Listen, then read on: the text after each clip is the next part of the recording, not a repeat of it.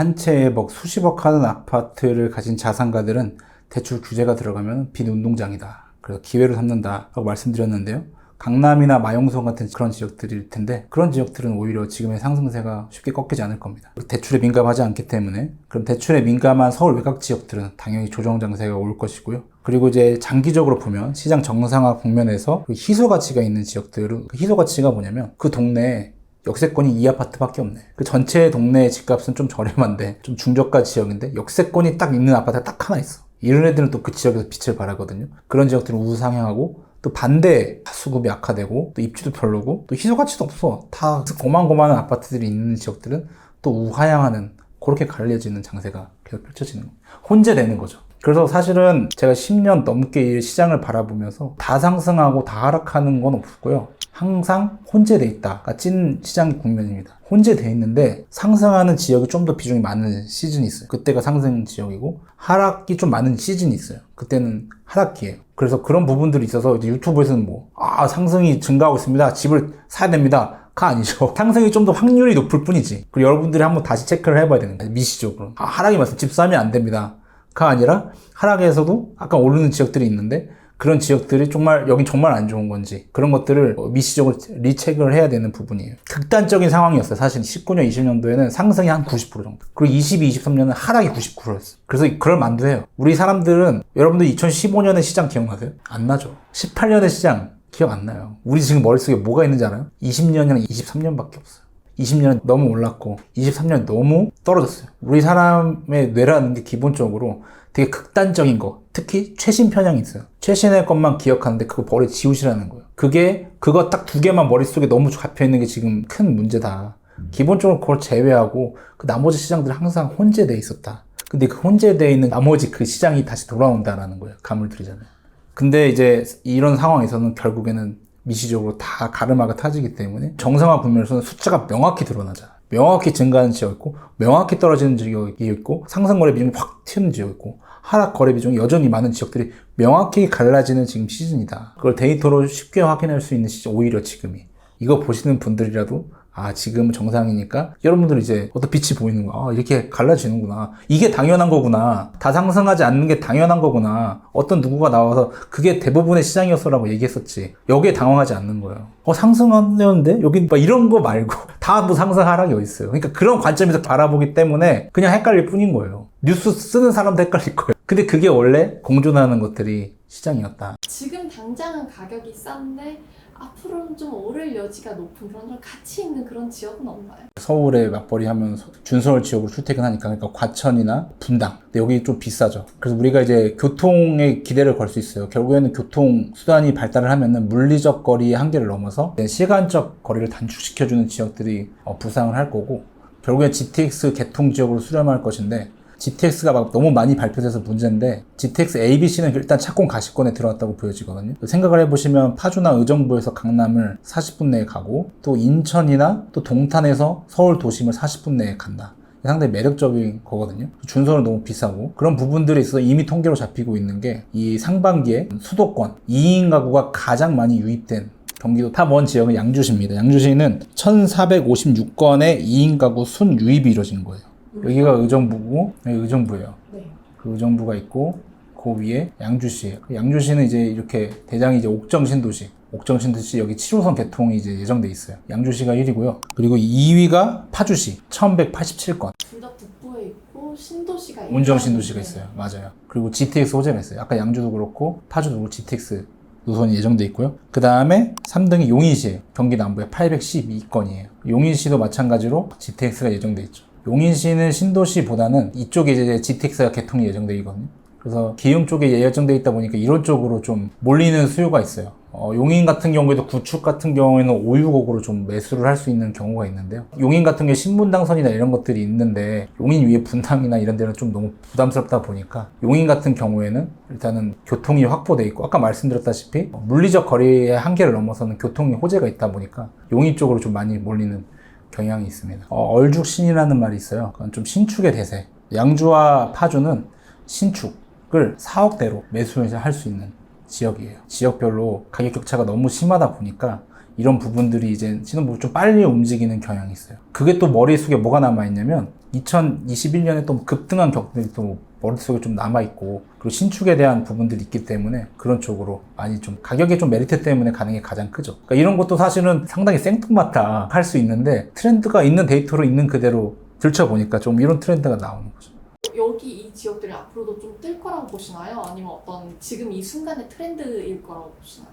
아까 말씀드렸다시피 장기적으로 보면요, 여러분들 그 인구가 감소한다면 아이가 어디가 태어나겠습니까? 신혼부부가 몰리는 데서 저는 태어난다고 믿거든요. 그럼 이 사람들이 씨앗이에요, 어떻게 보면 주택 수요에. 그럼 장기적으로 이런 데는 하방 경직성이 단단한 거죠. 수요가 있으니까. 그리고 제가 항상 말씀드리지만 인구 이동으로 집값의 미래를 알 수 있어요. 서울은 인구 순유출, 서울을 빠져나가는 인구가 급증할 때 제가 뭐라고 말씀드려요? 집값이 오른다고 말씀드렸어요. 그리고 경기도는 그 빠져나가는 인구가 경기도로 순유입이 증가할 때 집값이 오른 거예요. 그래서 이거는 왜 그러냐면은 일단은 첫 번째로 패턴이 그래요. 이게 사실은 딱 들어보면 이해가, 여러분들 직관에 반하는 거라서 좀 이해가 안 되실 수 있는데, 워낙 그래프도 많이 그려봤고 통계적으로도 상당히 확률이 높은 메커니즘이라서 한번 들어보시기 바랍니다. 서울에서 빠져나가는 인구가 급증할 때 집값이 거의 빠질 확률이 거의 높다고 봅니다. 왜냐면은 그 올 상반기에도 역대급으로 빠져나갔어요. 그래서 제가 뭐 여러 가지 말씀을 드렸지만 이게 뭐 실수요의 이동이다라고 말씀을 드린 건데, 이런 거예요. 씁쓸하지만 지금 인구 이동의 큰 흐름을 보면요, 20대의 지방에 계신 청년들은 다 서울로 가려고 합니다. 결혼을 하잖아요. 그럼 다시 경기도로 나와요. 지방에는 일자리 먹을 거리가 없고 서울에는 보금자리가 없네, 뭐 이런 씁쓸한 얘기가 있어요. 너무 비싸다 보니까 서울에 전세를 부의 이전이나 이런 거를 제외하고 아주 고소득자가 아니면은 서울에 괜찮은 집을 찾기 어려운 거예요. 그래서 서울에 직장을 얻었지만 경기도에 신축을 매수하는 트렌드가, 이거는 뭐 앞으로도 계속 될 것 같아요. 한두 해의 일이 아니고, 서울 전세로 살고 있는 맞벌이 부부가 있는데 전세가 급등하면 매매도 급등하겠죠. 전세가 급등하면 차라리 뭐예요? 이렇게 좀 사느니 경기도에 괜찮은 지역들 가겠다. 동탄이 뭐 10억이 좋은 지역들은 10억이 넘잖아요. 뭐 투기다 뭐 이렇게 생각할 수 있는데, 차라리 괜찮은데 A급지로 가자, 이런 부분들 반영이 되는 거. 이게 한두 해의 일은 아니에요. 그래서 서울의 인구가 많이 유출된다, 그럼 집값이 계속 끓고 있다는 거예요. 이게 서울의 인구 밀도가 15,000명이에요 전국 평균이 500명이고 경기도가 2,000명이에요 그러니까 어떻게 보면 사회는 어떤 회귀하는 거예요. 지금 인구가 서울이 하고 있거든요. 경기도로 빠져나가면서 출산도 안 하죠, 서울 계신 분들이. 그런데도 인구 밀도가 너무 높아요. 매우 혼잡하죠. 서울에 출퇴근하신 분들 있죠. 그게 15,000명이라니까요. 그게 한순간에 이렇게 쾌적해지는 숫자가 아니에요. 근데 점점 자연 현상과 마찬가지로 어떤 평균점을 향해서 서울의 인구 밀도도 향해 가는 건데, 그거를 가능케 촉발하는 게 이제 집값이는 거죠. 어떻게 보면 부자들이 의도하지 않았든 상당히 집값이 비싸지면 어떻게 해요? 사람들이 나가는 거죠. 그런 것들이 지금 서울 전반적으로 일어나는 거. 비싸지면 나간다. 뭐 초초 상위에서 그 다음 상위 내려오면서 이 집값을 올리면서 자이든 타이든 간에 밀어내는 효과가 서울에 전반적으로 일어나는 거죠. 서울 강남뿐 아니라 강북도 되게 비싼 지역들이 있어요. 10억이 넘는 지역들이 있거든요. 이것도 뭐 강북이 뭐 이런 애가 아니라 어떤 서울이라는 그 메리트 자체가 커지면서 전반적으로 오를 때 확 빠져나가는. 그래서 서울에서 순유출이 그나마 잔잔했을 때가 집값이 많이 와서 빠졌을 때 2023년도였어요. 그때 확 빠지던 그 인구가 다시 이렇게 적게 빠지는, 집값이 어느 정도 안정돼 있으니까. 20대는 서울에 직장을 찾지만 서울 집값이 비싸다 보니까 경기도로 간다. 집값의 흐름은 어떻게 할 수 있냐? 서울에서 인구가 확 경기도로 유출될 때, 즉 서울의 순유출이 확 늘어났을 때 서울 집값이 움직이고, 경기도도 마찬가지로 동시에 후행하겠죠? 집값이 오르면 이동하는 거니까. 아까 뭐 양주나 파주나 좀 의외의 지역들이긴 하지만 어쨌든 그 밀려나는 효과, 또 신축의 효과, 거리가 있지만 교통이 그래도 착공이 되고 그럼 가시권에 들어왔다, 출퇴근 해볼만 하겠다, 그런 움직임들의 효과가 움직이고 있는 거 상황들. 양주랑 파주가 지금 한 얼마 정도로 갈 수 있어요? 용인까지도? 양주 같은 경우에는요, 신축 9평 10년 이내 아파트를 보면은 옥정이 대장인데 지금 5억, 4억대 뭐 이런데 지금 신축을 매수할 수 있는 그런 상황입니다. 뿐만 아니라 기타 지역 같은 경우도 4억 초반, 3억 초반도 있습니다. 그러니까 이런 3, 4, 5억 이런 데 신도시에 대해서 신혼부부들, 아무래도 이제 생애 주기상 뭐 자산이 많이 축적되지 않는 건데, 이런 부분들이 이제 가격 메리트가 어떤 신혼부부들을 양주의 순유입을 또 이끄는 요인으로 판단이 되고요. 파주시, 운정신도시, 뭐 GTX 때문에 또 많이 뜬 도시들인데 7억이고 5억 8천 정도, 그리고 4억 6천, 5억대까지 있습니다. 뭐 이런 경우도 양주보다 이제 파주가 기본적으로 비싸죠. 왜냐면 고양 신도시라는 또 엄청난 또 신도시의 수요가 파주는 있거든요. 오히려 그래서 이런 좀 중간 지역들이 좀 애를 먹기도 했는데 일단 신도시 쪽으로 좀 가다 보니까 이런 시세가 생기는 겁니다.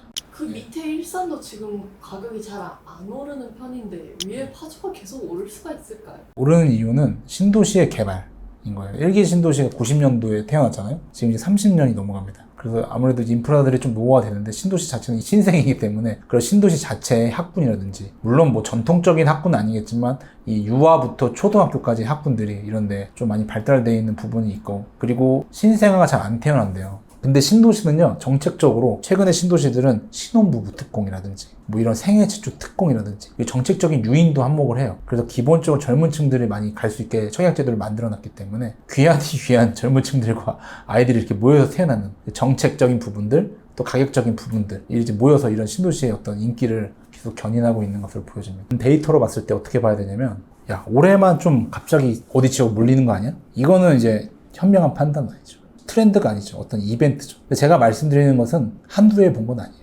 계속적으로 신도시가 생성됐을 때 부부 가구들이 그 신도시로 몰리는 경향이 계속적으로 관찰이 된 흐름이라서 어떤 일시적인 흐름은 아니에요. 그래서 이 데이터를 봤을 때 일시적이냐 아니냐를 어떻게 판단해요? 3, 4, 5년 정도 계속적으로 좀 일어나고 있느냐. 대충 보면 안 돼요. 뭐 가구가 2인 가구 있고요. 3인 가구 있고 4인 가구 있어요. 근데 그걸 구분해서 어떤 특정의 그 집단이 계속적으로 이동하는 현상들이 한두 해가 아니라 계속 발생하고 있다. 이런 부분들에 있어서는 트렌드라고 볼 수 있는 거죠. 양주랑 파주랑 그 용인이 그런가요?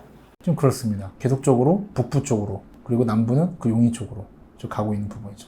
예전에는 그럼 어디였을까요? 김포 신도시가 계속 유입이 됐었죠.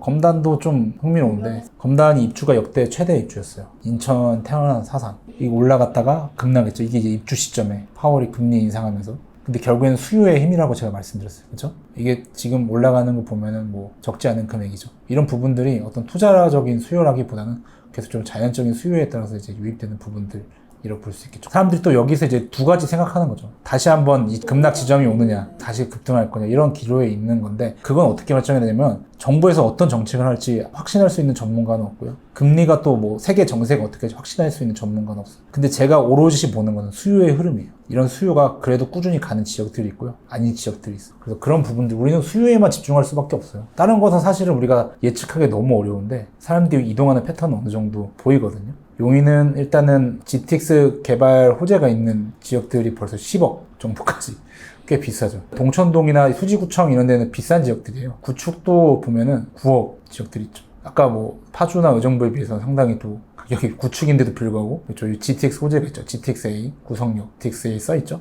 이런 부분들이 이제 10억대가 넘어가는 아파트들이 있습니다. 이런 부분들로 지역들로 신혼부부가 유입되지는 않았을 것 같고요. 경기 북부는 3, 4억대, 경기 남부나 파주 일부 지역 같은 경우에 5, 6억대 쪽을 바라보면서 신혼부부들이 지금 가고 있는 거죠. 보이시나요 이제? 어떤 흐름이? 아이가 좀 자랄 때쯤 되면은 학군 좋은 데로 다들 이사 가려고 하지 않을까요? 그렇죠. 그래서 학군도 중요하죠. 학군 같은 경우에는 제가 말씀드렸다시피 중학교 학군. 중학교 학군이 부동산 가격과 밀접하기 때문에 중학교까지는 좀 옮겨 다니시다가 중학교 이후에는 좀 내가 살고 싶은 곳에 정착하는 그런 로드맵이 좀 바람직하다. 자산 상승 효과도 있습니다. 아이가 중학교 가서라도 중학교 입시는 부동산 가격과 연관되어 있기 때문에 중학교 이후에는 내가 살고 싶은 곳에 정착하는 것을 목표로 하는 것이 좋죠. 학구도 같은 홈페이지에 가시면은 어디 학교로 배정되는지가 나오고 그런 거 보시면 돼요. 이제는 초등학교도 빨라져서 초등학교 3학년, 4학년, 5학년, 6학년 이후로 학령 인구가 갑자기 증가하는 데가 있어요. 학교별. 갑자기 3, 4, 5, 6학년부터 급증하는 지역들이 있어요. 그래서 그런 학교들이 또 학군이 앞으로 좋은 거예요. 왜냐면은 3, 4, 5, 6학년부터 이미 초등학교를 거기 적용시켜놓고 거기에서 갈 수 있는 중학교가 또 결정되기 때문에 그래서 초등학교 고학년이 증가한 도시들이 사람들이 이제 학군을 유망하게 바라보는 도시다. 라고 볼 수 있죠. 여기서 이제 학군을 보시면 서울의 노원구는 북쪽과 가까운 상계동 그리고 중계동 그 밑은 뭐겠어요? 하계동 뭐 이렇게 돼 있어요. 상중하 하계동 밑으로 내릴수록 서울 도심이랑 가까워지겠죠. 그리고 중계동 그 유명한 학원가입니다. 중계동 쪽이 중계동 학원가인데 여기 학군이라는 메뉴를 가시면 중학교 학군은 학업 성취도 하고 그러니까 얼마나 국영수 시험을 잘 보냐 그 진학률이라는 건 특목고 진학률에 나오죠. 국영수 점수가 높고 특목고 진학률 높은 지역들입니다. 보면 중계동의 학교들이 이렇게 나와 있죠. 높은 순위로 학업 성취도를 보더라도 진학 순을 보더라도 이 중계동 학군들이 이렇게 보여 있습니다. 이렇게 학군을 파악하시면 돼요. 이 두 가지로 클릭을 해보시면 어디 학교가 이렇게 좋은 학교냐 이렇게 판단하실 수가 있습니다. 그리고 여기 보셔도 여기 이제 학업 성취도 점수가 나오는 거예요. 이 높으면 높을수록 좋은 거예요. 어디가 좋은 중학교인지 숫자로 보면은 딱 나오죠. 여기로 갈 수 있는 학교가 어디냐? 근처에 있는 아파트가 유리하겠죠. 이렇게 점수가 다 나와 있어요. 요즘에는 이런 정보 시대라고 해서 워낙 발빠르신 부분들이, 왜냐면 자녀를 많이 출산하시지 않기 때문에 그 자녀한테 올인하는 경우가 많기 때문에 초등학교 때부터 이제 좀 유망 학군지로 옮기는 경우가 있죠. 그래서 이것도 우리 상식과 반하죠. 아니 왜 아이가 안 태어나는데 아무나 다 서울대 가는 거 아니에요? 뭐 이런 거. 근데 여러분들 통계 보셨죠? 의대에 가기 위해서 N수생이 역대 최고라고. 기회의 문이 빨리 닫히는 거. 사회가 팽창하지 않고 수축하다 보니까 기업들이 더 빨리 문을 닫아요. 갈 수 있는 일자리, 양질의 일자리가 줄어들다 보니까 더 학군에 좀 목을 매는 경향, 그리고 또 아이가 귀한 시기이기 때문에 그 아이를 또 올인하는 경향, 그런 부분들이 계속적으로 학군의 인기를 뒷받침하고 있는 거죠. 개개인의 그 재테크 관점에서 봤을 때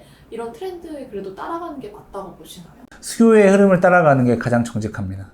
지금이 너무 막 제가 봤을 때는 막 주관적으로 저점이에요, 고점이에요 라기보다는 꾸준하게 수요가 몰리는 지역에 집중하시다가 그 지역이 극단적으로 뭐 급락을 했을 때, 급등했을 때 그 지역, 그러니까 정해놔야죠. 수요가 계속 몰리는 지역. 그 학군이 뭐 하루아침에 바뀝니까? 뭐 역세권 GTX-A 했다가 취소하고 다른 데 갖다 붙입니까? 그렇지 않잖아요. 그런 것들은 변하지 않는 요소들이잖아요. 그리고 인구가 없으면 없을수록 몰리는 지역에 여러분들이 학원 원장님이에요. 인구가 아이가 안 태어난대요. 그럼 계속 좋은 학군 지역에 계속 투자를 할 수밖에 없는 거죠. 정부에서도 사람이 없는데 어디다가 GTX를 지어요? 사람이 계속 몰리는 데다가 거기다가 복합 건물도 짓고 하는 것이죠. 사람이 계속 없을수록. 여러분들이 뭐 대형 유통물 사장이에요. 인구가 없고 사람이 없는데 어디다 짓겠어? 신도시에다 지어줘.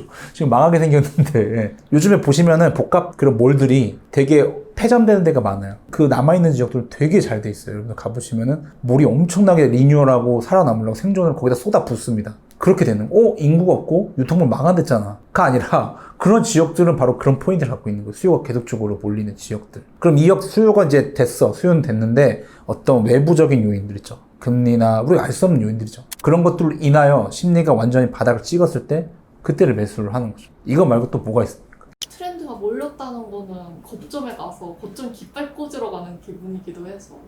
그건 사이클과 수요는 다르죠. 그 수요라는 건 내가 살고 싶어서 사는 진성 수요. 거기에 흐르면 그 지역들은 결정이 돼 있다라는 거예요. 왜? 인구가 감소하게. 우리나라가 인구가 팽창하면 어디로 튈지 몰라요. 정부에서 제2의 강남, 제3의 강남 어디 나올지 몰라요. 그러면 잘못 샀다가 땅 샀다가 망할 수도 있어요. 지금 근데 확장 시대는 아니잖아요. 어디다 새로 막 대대적으로 이전하고 그런 시즌은 아니잖아요. 지금 뭐 큰 걸 개발하는 시즌이 아니잖아요. 3기 신도시가 뭐예요? 신도시도 결국 서울로 이렇게 그린벨트 해제해서 거기다 짓는 거잖아요. 어떤 막 새로운 게 막 변화무쌍하게 일어나는 시기가 아니잖아요. 지금 부동산에서는. 그리고 사람들이 줄어든대요. 그러면 그 길은 거의 정해져 있는 것이죠. 우리는 확실한 거를 보고 확실한 것을 가지고 우리가 준비를 해야, 우리가 도전을 해야, 투자를 해야 우리가 리스크를 줄일 수 있는 거죠. 그리고 거기에 대해서 포커싱을 맞추고 그 심리나 바뀌는 부분들은 기준점이 있잖아요. 그렇죠? 뭐 심리 지수가 100포인트 밑을 크게 하회하거나 매매가 지수가 분기 기준으로 마이너스 3% 밑을 크게 하회하거나, 그게 서울에서는 23년 작년 초였어요. 몰랐죠. 그런 것들을 보고 있다가 서울 고밀 지역이고 그래 서울 뭐 좋은 거 알겠는데 그 정도로 지금 다 다운이 되어 있을 때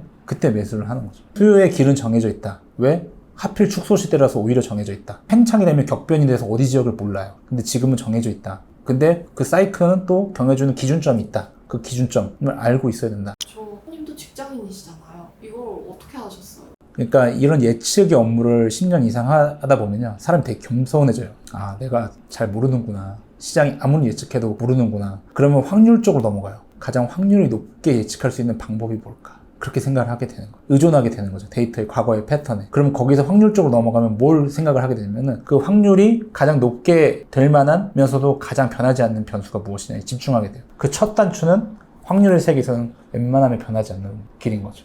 부동산에서는 인구의 밀도는 웬만하면 변하지 않아요. 그리고 상위 10% 부의 쏠림. 왜냐면 상위 10%의 부자들이 다 자산을 퍼주는 그런 일은 발생하지 않을 거예요. 씁쓸한 통계지만 코로나19 이후 우리나라의 격차는 계속 벌어지고 어떤 극단적인 상황이 벌어질수록 아까 뭐 대출의 사다리가 끊길수록 더 극단적으로 극단화되거든요. 그러니까 이런 부분들이 쏠리는 지역들이 있어요. 인구 밀도가 높은 지역들로 계속 왜? 인구가 없어지고 희소해지니까. 아까 정부 투자자는 어디서 투자할까요? 학원 원장님 어디다 투자할까요? 거기 인구 밀도 지역, 인구 소멸시대다 보니까. 그리고 부자들이 사는 지역들은 계속적으로 그 가드레일을 치는 거죠. 아까 그 서울의 가드레일의 하향화, 점점점 이제 강남이나 마용성도 그들만의 리그로 돼가고 있는 거죠. 그런 부분들이 확산되고 있는 어떤 트렌드인 거죠. 그런 트렌드를 지금 읽고 저희에게 알려주고 계시잖아요. 근데 그 과정에서 마냥 좋은 소리만을 듣지는 못하셨을 텐데 그럼에도 불구하고 목소리를 내시는 이유가 있나요? 요즘 제가 즐겨보는 프로그램이 있는데 티처스라는 프로그램이에요.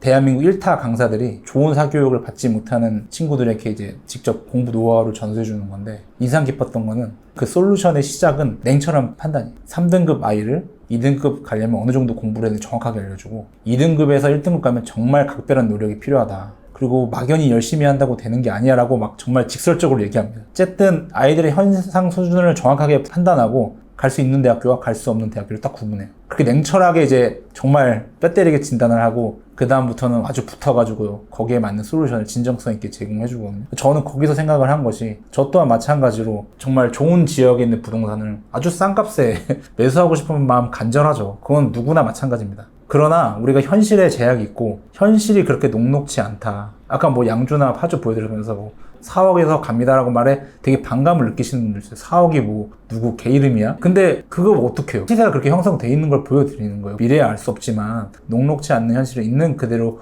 보여주는, 현재 상황 그대로 보여주자라는 것에서 시작하자라고 해서 데이터를 보여드리고 있는 것이고, 어디가 이제 기다리면은 여러분들이 원하는 그 세상이 옵니다. 신념이나 희망을 심어주기보다는 정말 있는 데이터로 어떤 데이터가 유용하고요, 시공구 단위로 봐야 되고요, 이런 데이터를 봐야 됩니다라고 무기를 직접 지어주는 거예요. 실제로 터득할 수 있도록. 그러기 위해서 뭐 유튜브든 뭐 책이든 출판을 해서 알려주는, 말씀을 드리는 거고, 또 그랬을 때 뭐 부동산 자체가 우리나라 딱 두 개가 되게 민감하잖아요. 부동산이랑 학군. 당연히 악플 많죠. 월부 같은 경우에 좀 지극히 예외적이긴 한데 당연히 악플 많을 수밖에 없고요. 그래서 저 같은 경우에는 이제 뭐 이럴 때 얻을 수 있는 거는 공감을 통해 또 보람을 느끼고, 지금 40대 초반인데 이제 훗날에 이제 은퇴했을 때 제가 지금 어떻게 보면은 이제 가장 많이 지식이 축적돼 있고 경험도 있는 상황에서 이걸 또 잃은 뭘 누군가에게 이렇게 나눠주고, 누군가가 또 공감하고 실제로 결실을 맺으면은 먼 훗날에는 되게 잘했다, 좋은 일을 했구나라고 또 칭찬할 수 있겠다 생각하는 거죠. 부동산이라는 분야에 문 닫고 있기 때문에 또 이런 것들을 또